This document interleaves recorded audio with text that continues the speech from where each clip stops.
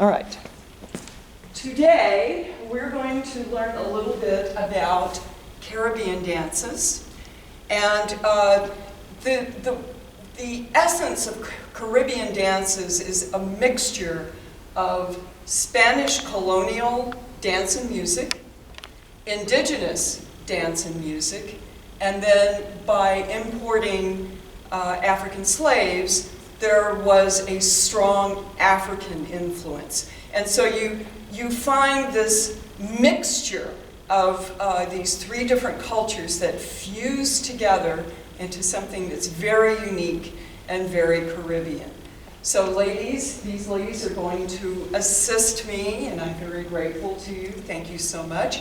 And the first thing that I like to teach is the basic rumba step. This is Caribbean rumba or Cuban rumba.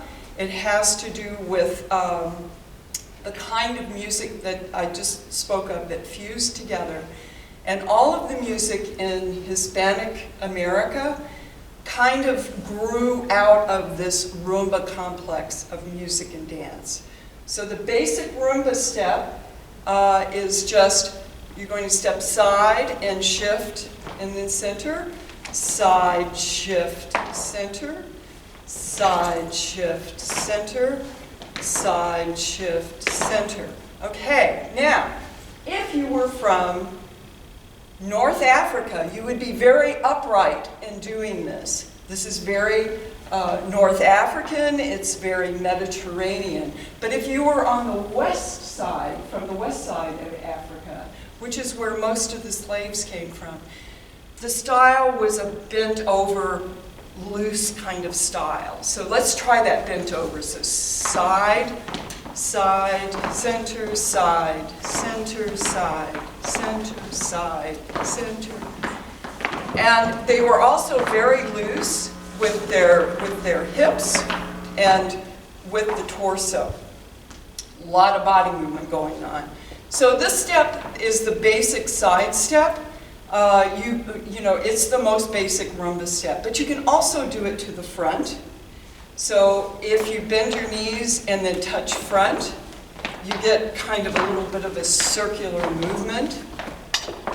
So that would be to the front.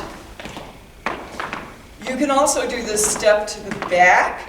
So it comes back together, back together, back together, back together, and out of this comes, you know, cumbia, samba, and also a little push step that we see kind of universal in Hispanic dances.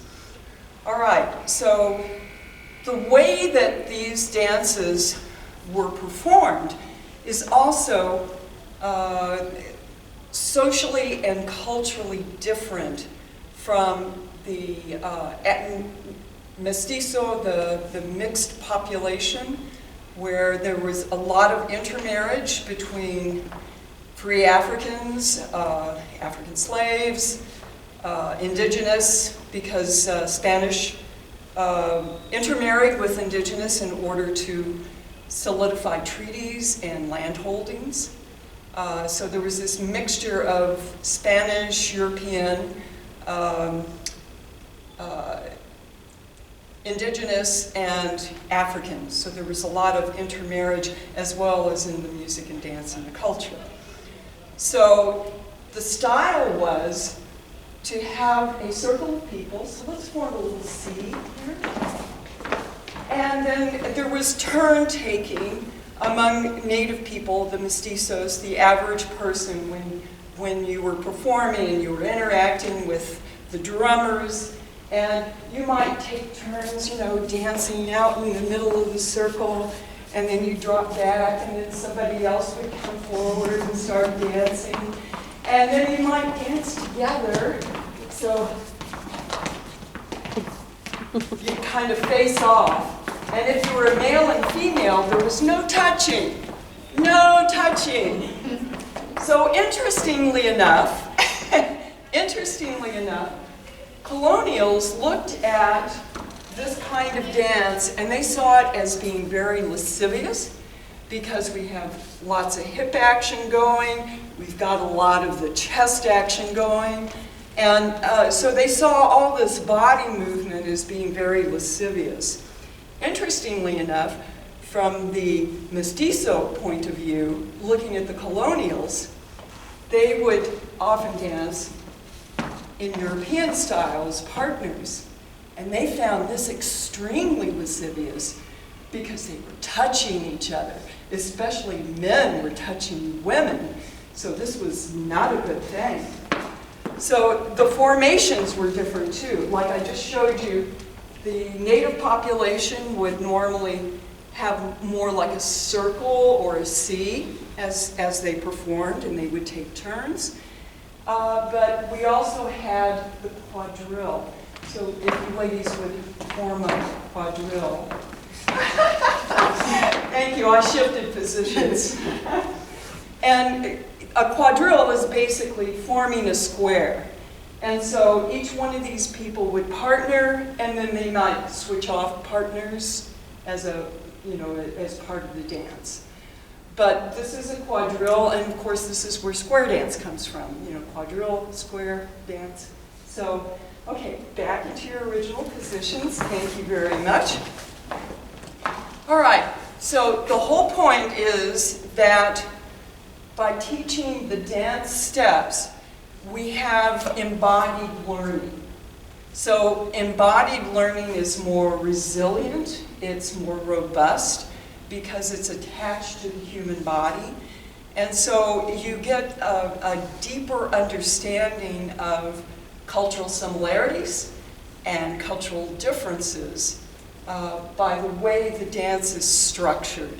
So now, ladies, would you like to have a little fun? We're going to do a follow along with the rumba, and we're going to have Celia Cruz, Me Huele la Rumba, which is one of my favorites. And so we're going to have a follow the leader, is that okay? Okay, so we'll just start out with some basic steps, yes. Yes, Mike. Here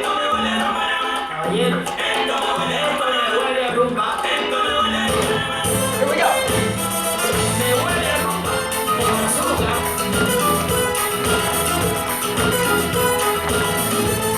Okay, let's try that to the front.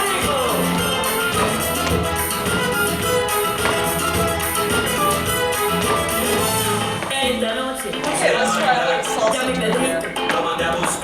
Es en entrada, una calentura, tuve mi prueba, ahorita brilla mi sabor, hace más de un año yo te bailar el mambo, el trajecito, para los domingos, yo he desbordado, y si quieres también, yo te explico a bailar, esto me huele a rumba, todas sus bocas sin y traiga su rival, esto me huele a rumba, hasta las tequilas me quiero tomar, esto me huele a rumba, con la pista bajo del gramar, esto me huele a Start with the chest.